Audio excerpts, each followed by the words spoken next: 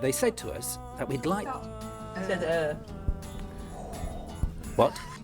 Remember, it could be you. I hope you find the next 10 minutes exciting, encouraging, and... Cool. It could be you. And more often than not... Now I've forgotten the words. Remember, it could be you. Tell us what you've managed... Oh, yeah.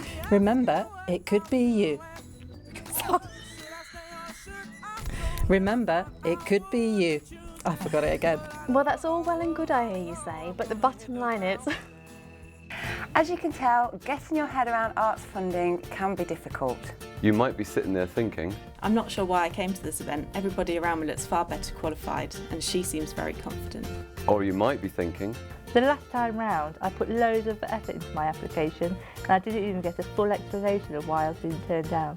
or you might be thinking, I'm not an artist, but it'd be wonderful to organise some music workshops for those people who use our daycare centre. I wonder if I should be here. Whatever it is that you are thinking right now, I hope you find the next 10 minutes or so exciting, encouraging and enlightening.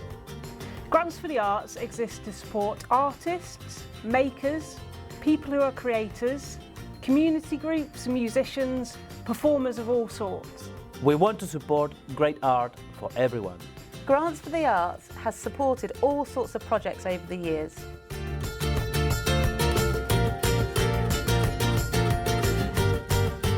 The range of projects is enormous.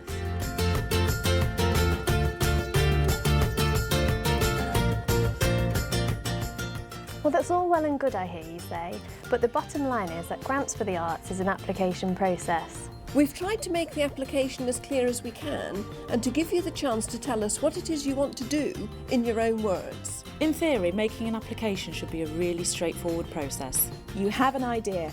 You get the application form.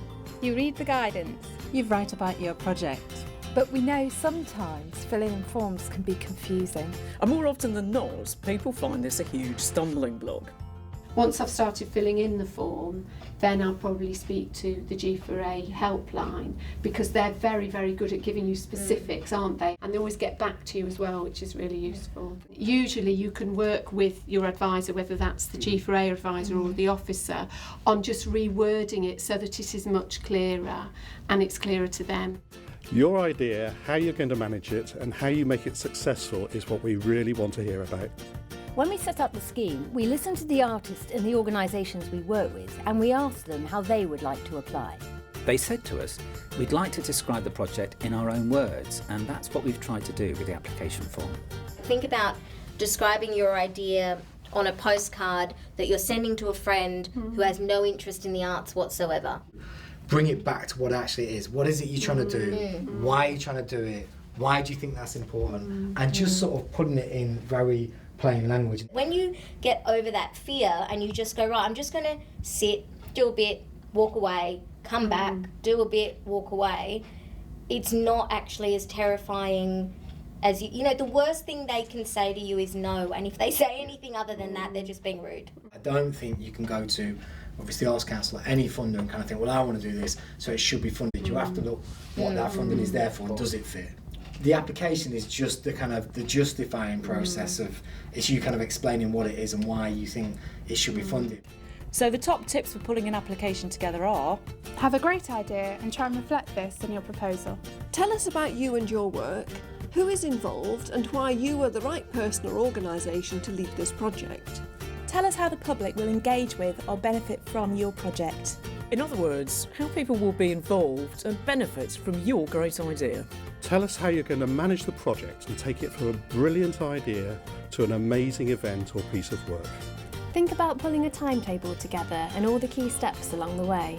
Be clear about your finances. Tell us what you've managed to raise through match funding or plan to raise through earned income like ticket sales. I always think that when you start putting something down in a budget, you can actually start to see, what does this cost? Where are the costs attached to it? Where are there going to be problems? Is this feasible? Is this actually for what we want to end up with, the outputs of this project? Is the money we're asking for appropriate? You know, is it too much? You know, for what we're actually going to? So I always kind of start with a budget, and then we start looking at different parts of the application. Either subsidised rehearsal space or free rehearsal space, which is worth a fortune, is an amazing way to match the funding that you want to put in. The most successful matched funding that I've ever found has been in kind, working with other arts organisations. I think local authorities are undervalued and underused in terms of funding. There are still little pockets of money, and it might not be that they have a funding pot, but they might have a budget somewhere where they wanted to reach that particular demographic. So, what makes a great application? What I'd be looking for is a track record of the artist. What has the artist done before in terms of great art, and how they're evidencing that as well. Is it through, have they won any awards, or have they had an exhibition before, or what has the audience feedback been like for previous work?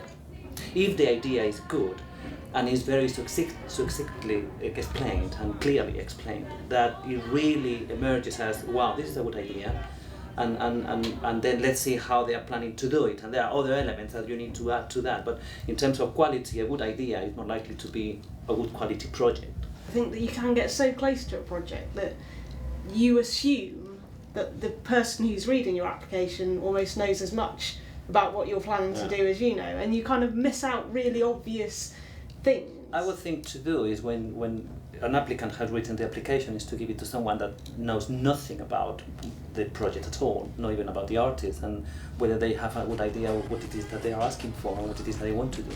And in terms of accountability, for us that we are the guardians of that public money, and for the potential applicant is receiving that money, they need to be absolutely accurate with how the lines of the budget match those of with the figure. That narrative that goes with the budget is as important, because again you really need to explain why those costings are accurate and realistic, and why the income targets that you have as well are realistic and achievable. If you have an idea, talk to people about it. Start the process of having the conversation and getting feedback. Don't let your ideas just remain inside. So there you have it. Not every application is going to be successful, but perhaps more than you think. And we do want to say yes where we can.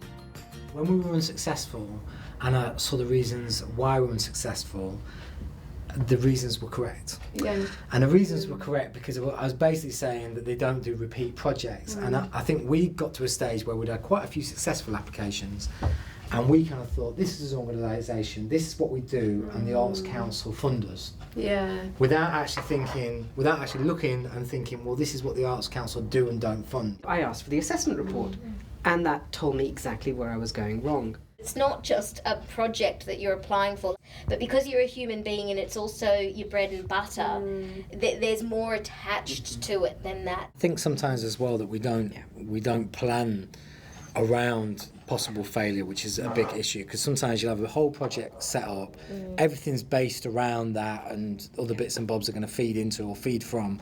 If it doesn't happen, everything crumbles. Whereas actually, you know, what you start to learn as you kind of go down the line and you have some knocks and scrapes is, this is what we're going to do. It might happen to different scales or with different facets, depending on what funding comes in or what doesn't. We receive loads of good applications, about 6,200 per year. 39% of the applications we receive are successful. The average size of an award is £20,600. And here are some top tips from some artists who have been successful. Don't get caught up in seeing that you can write an application to the Arts Council and trying to see what fits into that. Decide what work you want to do, what's important to you, and then see whether that's something the Arts Council funds, and if it does, then fill in your bits. But don't get lost in this whole thing of they want to see this, they want to see that. Concentrate on what's important to you and what it's actually about. Focus on your partners. Be sure that you have fostered relationships with people who are really going in the same place that you're going in, and find people that you can work with and enjoy working with as well. Try not to take rejection personally. Take it more as a sign of maybe that's not quite the right direction to go, and look at other ways to kind of go and make it work. It's not, it could be you, it will be me. That's the belief that gets you there. We hope that you find today helpful in learning about other people's experiences in making applications and of the kind of work that we fund. And if Grants for the Arts is not for you, it might not be the right time, or your idea is a bit undercooked. We hope you make some useful connections that might help you make an application in the future. Remember, it could be you. Thanks for watching and good luck.